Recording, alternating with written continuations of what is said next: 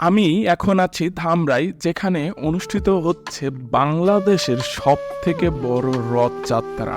তাই সকাল সকাল তাড়াতাড়ি বাড়ি থেকে বের হয়ে পড়লাম রথটি দেখার জন্য, এবং পৌঁছিয়ে দেখলাম আসলে রথটি অনেক সুন্দর এবং অনেক বড়। প্রায় 3 তলা বাড়ির সমান এই রথটি আজকে বিকাল 5টার সময় দড়ি ধরে টানা হবে। তারপর আমি যেহেতু একটু সকাল সকাল পৌঁছে গেলাম, তো বেশি মানুষজন তো এখানে ছিল না তখন।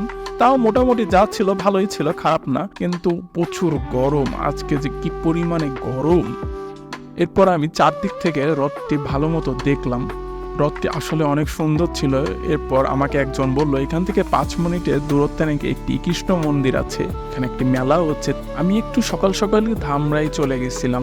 এখনো যেহেতু হাতে অনেক সময় ছিল, তাই আশেপাশে হাঁটাহাঁটি করতেছিলাম, চারপাশে দেখতেছিলাম কোথায় কি হচ্ছে।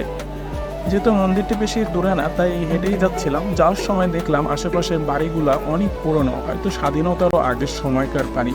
আমি যখন এই রাস্তাটি দিয়ে হেঁটে যাচ্ছিলাম, তখন একটি পুরনো দোকান, যেখানে অনেক অ্যান্টিক জিনিসপত্র বিক্রি হচ্ছিল। দোকানের মধ্যে যে ভদ্র মহিলাটি বসেছিলেন, তিনি আমাকে বললেন এই দোকানের ভিতরে যে কৃষ্ণ মূর্তিটি আপনারা দেখতে পাচ্ছেন এখন, এটি নাকি প্রায় 150 বছরেরও বেশি পুরনো। কেন গাইজ, ইম্যাজিন দ্যাট। তারপর দোকানের ভিতর তাদের পূর্বপুরুষেরও অনেক ছবি ছিল, এবং তাছাড়াও আরো অনেক অ্যান্টিক ছিল দোকানের ভিতরে। এরপর আমি দোকান থেকে বের হয়ে আবারও সেই কৃষ্ণ মন্দিরের উদ্দেশ্যে যাচ্ছিলাম।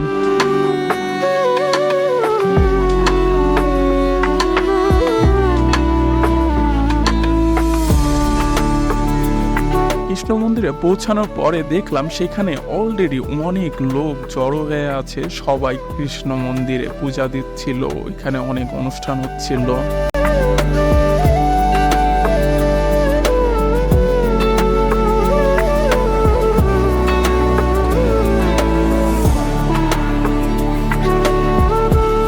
অনেক হাঁটাহাঁটি করার কারণে আজকে অনেক ক্ষুধা লাগছে, তাই আমি কুপন কেটে প্রসাদ আনতে গেলাম।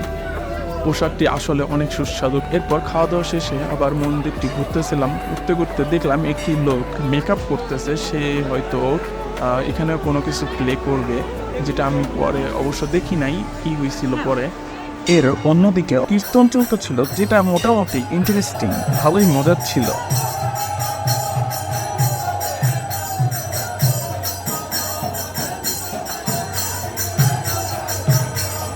এটা শেষ করে বেরিয়ে পড়লাম এখানে যে মেলাটি হচ্ছিল সেই মেলাটি দেখার জন্য। মেলাটি আসলে অনেক সুন্দর ছিল, অনেক ধরনের জিনিসপত্র, অনেক কালারফুল জিনিসপত্র বিক্রি করা হচ্ছিল, এবং অনেক মানুষজন মেলা থেকে অনেক ধরনের জিনিসপত্র কেনাকাটি করতেছিল। আমার অবশ্য তেমন কোনো কিছু কেনার ছিল না, এই জন্য আমি কিছু কিনি নাই।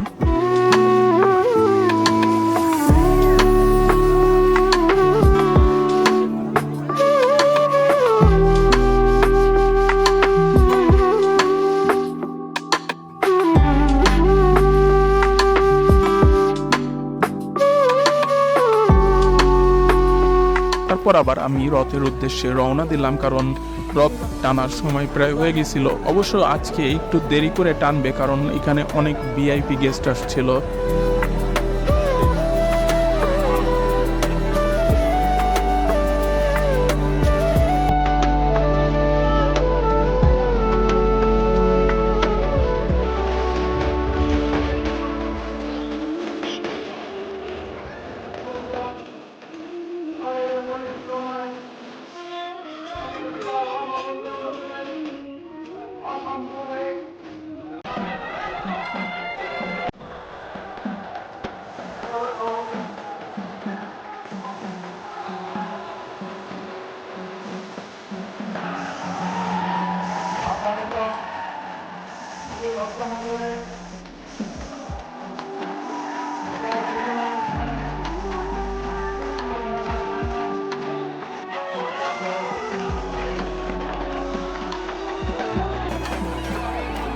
জগন্নাথ দেবের রথযাত্রার কিন্তু অনেক কাল্পনিক কাহিনী আছে, যেগুলো আসলে অনেক ইন্টারেস্টিং।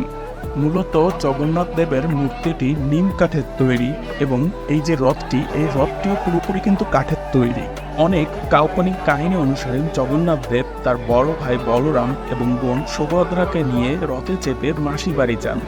এবং তিনি যেহেতু অনেক খাদ্যরসিক ভগবান, যেহেতু মাসি তাকে অনেক সুস্বাদু খাবার রান্না করে খাওয়ায় এবং তিনি অতিরিক্ত খাওয়ার কারণে অসুস্থ হয়ে পড়েন এবং মাসি তাদেরকে ওষুধপত্র খাইয়ে সুস্থ করে। এই সুস্থ হতে তার 7 দিন লেগে যায়। তাই 7 দিন পর আবার তিনি রথে চেপে নিজ মন্দিরে ফেরত আসেন, আর এটাকেই বলা হয় উল্টো রথ। এই প্রচন্ড গরমে সব মানুষ অপেক্ষা করতেছিল কখন জগন্নাথ দেবের রথের দড়ি তুলে টানা হবে। আমি অবশ্যই এত মানুষ আগে কখনো দেখিনি। আসলে এখানে প্রচুর মানুষ ছিল, না আসলে বোঝা যাবে না। অবশ্য দিনটা অনেক মজার ছিল। আমি কিন্তু রথ থেকে অনেক দূরে দাঁড়িয়ে আছি এবং চারপাশে প্রচুর মানুষ আর অনেক গরম।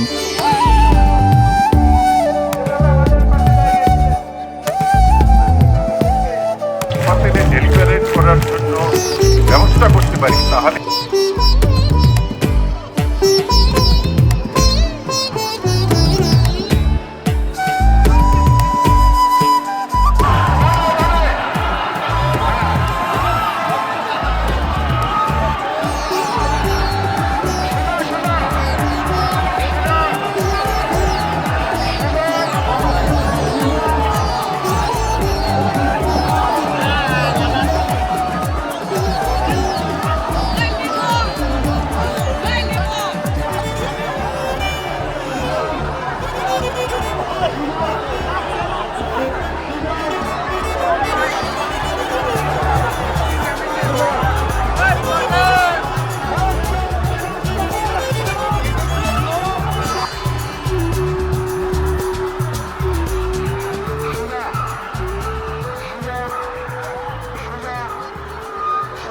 আজকের জন্য এ পর্যন্তই। যদি ভিডিওটি ভালো লেগে থাকে তাহলে অবশ্যই লাইক, কমেন্ট এবং শেয়ার করবেন।